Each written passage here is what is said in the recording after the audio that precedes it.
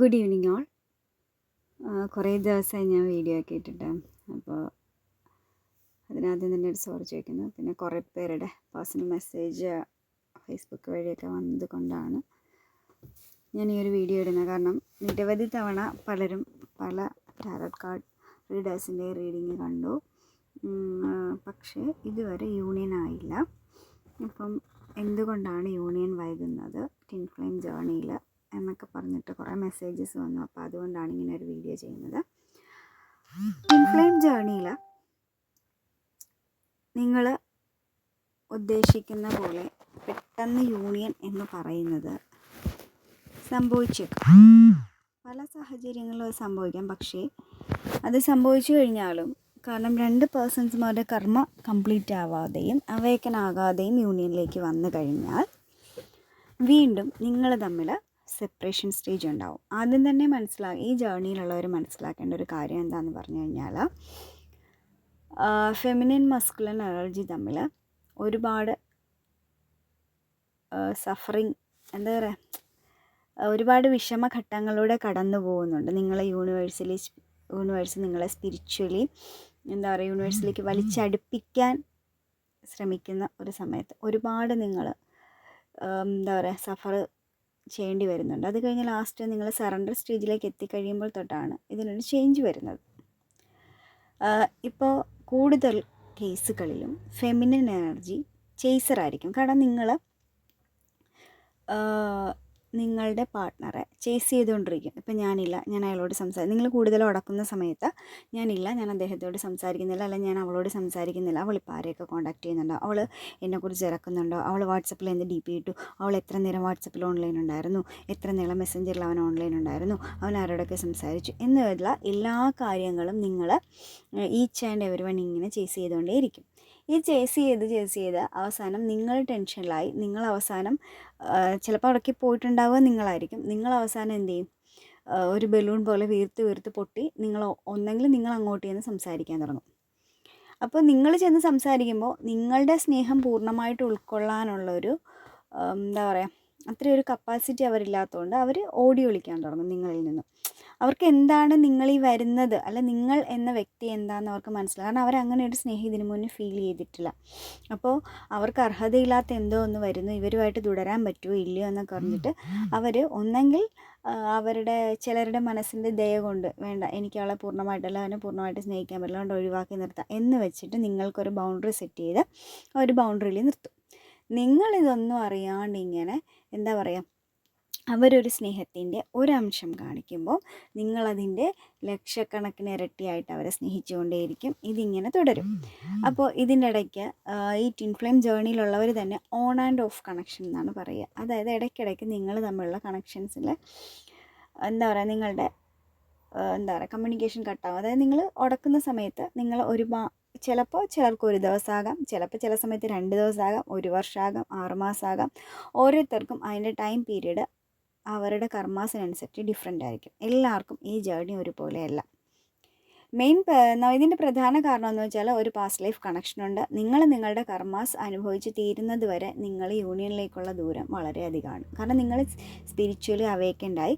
അവരില്ലെങ്കിലും, അല്ലെങ്കിൽ നിങ്ങളുടെ ഏത് പാർട്ട്ണർ, ഫെമിനിനാണെങ്കിലും മസ്കുലിനാണെങ്കിലും ഇല്ലെങ്കിലും നിങ്ങൾക്ക് സ്വതന്ത്രമായിട്ട് ജീവിക്കാൻ സാധിക്കും എന്നൊരു ബോധത്തിലെത്തി സെൽഫ് ലവ് ചെയ്ത് നിങ്ങൾ മുന്നോട്ട് പോകുന്ന സമയത്ത് മാത്രമാണ് അവർ അവേക്കനാകാൻ തുടങ്ങുന്നത്. നിങ്ങൾ അനുഭവിച്ച കർമ്മയുടെ 4 ഇരട്ടി കർമ്മ അവരനുഭവിച്ച് തീർക്കാനുണ്ട്. നിങ്ങൾ അനുഭവിച്ച പെയിൻ, നിങ്ങൾ ചിലപ്പോൾ ഇവരുടക്കുന്ന സമയത്ത്, അല്ലെങ്കിൽ ഇവരുമായിട്ട് സെപ്പറേറ്റ് ആകുന്ന സമയത്ത് ഘട്ടം ഘട്ടമായി അനുഭവിച്ച പെയിനാണ് അവർ നിങ്ങളുടക്കുന്ന സമയത്ത് അവർ അനുഭവിക്കുന്നില്ല എന്നല്ല, പക്ഷേ അത് ലൈറ്റായിരിക്കും. ലാസ്റ്റ് ടൈമിൽ നിങ്ങൾ അവേക്കനായി, നിങ്ങൾ സെൽഫ് ലവ് ചെയ്തു, അവരില്ലെങ്കിൽ നിങ്ങൾക്ക് മുന്നോട്ട് പോകാം.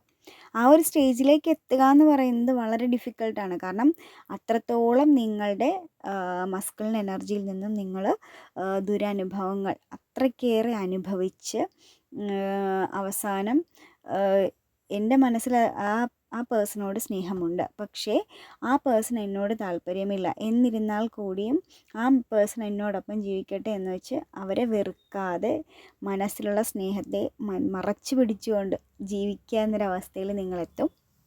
ആ പേഴ്സണെ കുറിച്ചുള്ള ചിന്തകളൊക്കെ നിങ്ങൾക്ക് വന്നും പോയി ഇരിക്കുമെങ്കിൽ പോലും നിങ്ങൾ നിങ്ങളുടെ ഫാമിലി ചെല്ലിൻ്റെ കാര്യങ്ങൾ ശ്രദ്ധിക്കുക, സെൽഫ് ഗ്രോത്ത് ചെയ്യുക, ഡിവൈനോട് കൂടുതലായിട്ട് അറ്റാച്ച്ഡ് ആവുക. അങ്ങനെയൊക്കെ വന്നു കഴിയുമ്പോൾ നിങ്ങൾ അവരെക്കുറിച്ച് എപ്പോൾ ചിന്തിക്കാൻ നിർത്തുന്നു, അവരിൽ നിന്ന് എപ്പോൾ നിങ്ങൾ ഡിറ്റാച്ച്ഡ് ആവുന്നു, ആ ടൈമിൽ അവർ നിങ്ങളെക്കുറിച്ച് ചിന്തിക്കാൻ തുടങ്ങുന്നു. അവർ നിങ്ങളിലേക്ക് നിങ്ങളെ ചേസ് ചെയ്യാൻ തുടങ്ങുന്നു.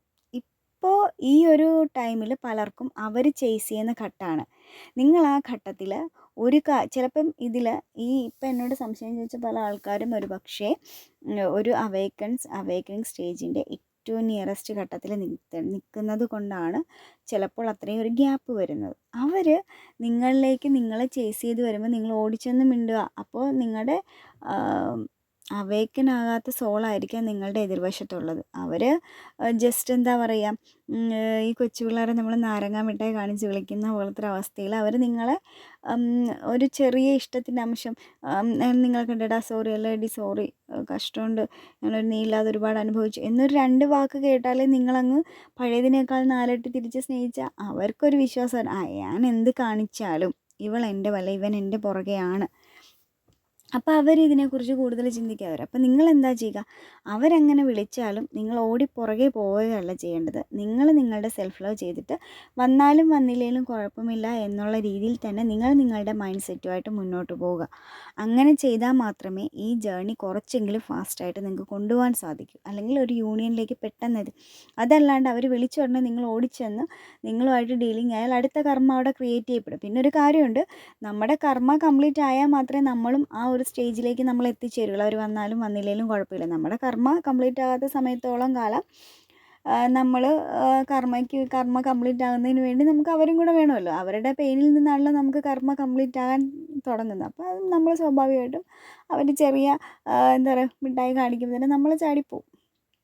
അപ്പോൾ അത് അങ്ങനെ അല്ലാണ്ട് നിങ്ങൾ നിങ്ങളുടേതായ രീതിയിൽ സെൽഫ് ലവ് ചെയ്യുക, നിങ്ങളുടേതായ രീതിയിൽ നിങ്ങൾ മുന്നോട്ട് പോകാൻ ശ്രമിക്കുക. അങ്ങനെ ഒരു കാര്യത്തിൽ മാത്രമേ നിങ്ങൾക്ക് ഇതൊരു അവേക്കനിങ് സ്റ്റേജിൽ എത്താൻ പറ്റുള്ളൂ. ഇപ്പോൾ എനിക്ക് തോന്നുന്നത് ഒരു 2016 to 2019 റിലേഷൻഷിപ്പിൽ വന്നിട്ടുള്ള ആൾക്കാരായിരിക്കണം എന്ന് കമൻറ്റ് ചെയ്യണം. അങ്ങനെയാണെങ്കിൽ 2060 to 2090 20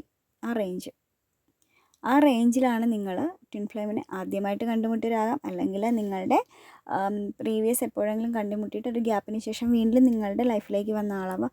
ആ ഒരു സമയത്തുള്ളവർക്ക് ഈ ടൈം പീരീഡ് എന്ന് പറയുന്നത് 3/3 പോർട്ടൽ ഓപ്പൺ ചെയ്തെങ്കിൽ പോലും നിങ്ങൾ സ്ട്രഗിൾ ചെയ്യേണ്ട സമയമാണിത്. നിങ്ങൾക്കൊരു മാറ്റം ശരിക്കും ഈ ഒരു പോർട്ടലിൽ നിൽക്കുന്ന ട്വിൻ ഫ്ലെയിം ജേർണിക്കാർക്കൊരു മാറ്റം സംഭവിക്കണമെങ്കിൽ ഏകദേശം ഒരു നെക്സ്റ്റ് ഫുൾ മൂണിനൊക്കെ ശേഷം ഒരു മാറ്റം പോസിറ്റീവായിട്ട് സംഭവിക്കാം. പക്ഷെ ശരിക്കും നിങ്ങളൊരു യൂണിയനിലേക്ക് എത്താനുള്ള സമയം ഇപ്പം നിങ്ങൾക്ക് പലർക്കും നിങ്ങളുടെ ആത്മവിശ്വാസം വരെ നഷ്ടപ്പെട്ടിട്ടുണ്ട്. കാരണം ഇതിൽ കുറേ പേരെങ്കിലും ഈ ട്വിൻ ഫ്ലെയിം ആണോ എന്നുള്ള കൺഫ്യൂഷനുള്ളവരും ഉണ്ടാവും. അപ്പോൾ അങ്ങനെയുള്ള കുറേ ആൾക്കാർക്ക് നിങ്ങളുടെ ആത്മവിശ്വാസം കംപ്ലീറ്റ് ആയിട്ട് നഷ്ടപ്പെട്ട് വല്ലാത്തൊരു സ്റ്റേജിൽ എത്തിയിട്ടുണ്ടാവും. കാരണം ഇനി വരില്ല, കാരണം ഇനി വരാനൊരു ചാൻസില്ല. കാരണം അത്രയ്ക്ക് ഡീപ്പ് സെപ്പറേഷനിലൊക്കെ ഇരിക്കുന്ന ആൾക്കാർ ശരിക്കും ബ്രേക്കപ്പ് എന്ന അവസ്ഥയിലൂടെയൊക്കെ ഡെഡായിട്ട് കടന്നു ചില പക്ഷേ നിങ്ങൾ ഡെയിലി കാണുന്നവരാണെങ്കിൽ പോലും എന്താ പറയുക, രണ്ടുപേരും അവിടെ ഇവിടെയൊക്കെ ഇനി ഒരിക്കലും ജീവിതത്തിൽ മിണ്ടാൻ സാധ്യതയില്ല. ഇനി എന്ത് പറഞ്ഞ് അവൻ എൻ്റെ അടുത്ത് വരും, അല്ല അവൾ എൻ്റെ അടുത്ത് വരും, ഞാൻ എന്ത് പറഞ്ഞ് അങ്ങോട്ടില്ല, അതുകൊണ്ട് ഇനി ഞങ്ങൾക്കൊരു സോഴ്സ് ഇല്ല, അവന് പുതിയ കണക്ഷൻ ആയിട്ടുണ്ട്, അല്ല അവൾക്ക് എന്നൊക്കെ വിചാരിച്ച് ഡെഡായി നമ്മുടെ ചിന്തകളാണ് നമ്മളെ ഡെഡാക്കുന്നത്. അങ്ങനെയുള്ള സ്റ്റേജിൽ കൂടെ കടന്നു പോകും. എന്നാൽ അതിൽ യൂണിവേഴ്സിൻ്റെ പങ്കുണ്ട്. യൂണിവേഴ്സ് നമ്മളെ ഓവർ തിങ്ക് ചെയ്യിക്കാൻ ശ്രമിക്കും ചില സമയങ്ങളിൽ. ഈ എന്താ പറയുക, നമ്മുടെ എനർജീസ് മിററിങ് ആണല്ലോ. ഈ മിററിങ് ആവുന്ന സമയത്ത് ചില സമയത്ത് നിങ്ങൾക്ക് അത് കറക്റ്റ് ട്വിൻ ഫ്ലെയിംസ് ആണെങ്കിൽ നിങ്ങൾക്ക് മനസ്സിലാവും, നിങ്ങൾക്ക് ഒരു കാര്യമില്ലെങ്കിലും ചിലപ്പോൾ ബോഡി പെയിൻ ഉള്ള പോലെ. ഒരു പക്ഷേ നിങ്ങളുടെ അപ്പുറത്തെ സൈഡിലുള്ള ഒരാൾക്ക് അങ്ങനെ ഒരു ഘട്ടത്തിലൂടെ എന്തെങ്കിലും കാര്യത്തിൽ കടക്കുമ്പോൾ നമുക്ക് ചിലപ്പോൾ ഹെഡേക്ക് തോന്നാം. അതുപോലെ ചില സമയത്ത് വല്ലാണ്ട് ദേഷ്യം തോന്നുക, പെട്ടെന്ന് നമുക്ക് വേറെ കാര്യങ്ങളൊന്നുമില്ല, നമുക്ക് പെട്ടെന്ന് ദേഷ്യം വരിക. ചില സമയത്ത് നമ്മുടെ സൈക്ലിക് മാനസിക പെട്ടെന്ന് എന്താ പറയുക, വല്ലാത്തൊരു പിരിമുറുക്കം അനുഭവിക്കുക, പെട്ടെന്ന് അവരെക്കുറിച്ചുള്ള ഇതൊക്കെ മിററിങ് ആണ്. അവിടെ എന്ത് സംഭവിക്കുന്നു അതുപോലെയാണ് ഇവിടെയും സംഭവിച്ചുകൊണ്ടിരിക്കുന്നത്. നമ്മൾ വിചാരിക്കും നമുക്ക് മാത്രമാണ് അവരെക്കുറിച്ചുള്ള ചിന്തയുള്ളത്. ഞാൻ റിയൽ ട്വിൻ ഫ്ലെയിംസിൻ്റെ കാര്യമാണ് പറയുന്നത്. അപ്പം നമുക്ക് മാത്രമാണ് നമ്മളെക്കുറിച്ച് ചിന്തയുണ്ടാവുക, അവർക്ക് ചിന്തയില്ല. പക്ഷെ അതൊക്കെ വെറുതെയാണ്. അവർ നമ്മളുടെ ചിന്ത വരുമ്പോൾ അത് മാറ്റി മാറ്റി മറ്റ് പല കാര്യങ്ങളിലേക്കും കോൺസെൻട്രേറ്റ് ചെയ്യാൻ ശ്രമിച്ചാൽ പോലും ഈവൻ ഒരു 100 കാര്യം വന്ന് കഴിഞ്ഞിട്ട് 101ാമത്തെ കാര്യം ഓർക്കുമ്പം നമ്മുടെ കാര്യം ആദ്യത്തെക്കാളും വളരെ ഡീപ്പായിട്ട് അവരുടെ മനസ്സിൽ വന്നിരിക്കും.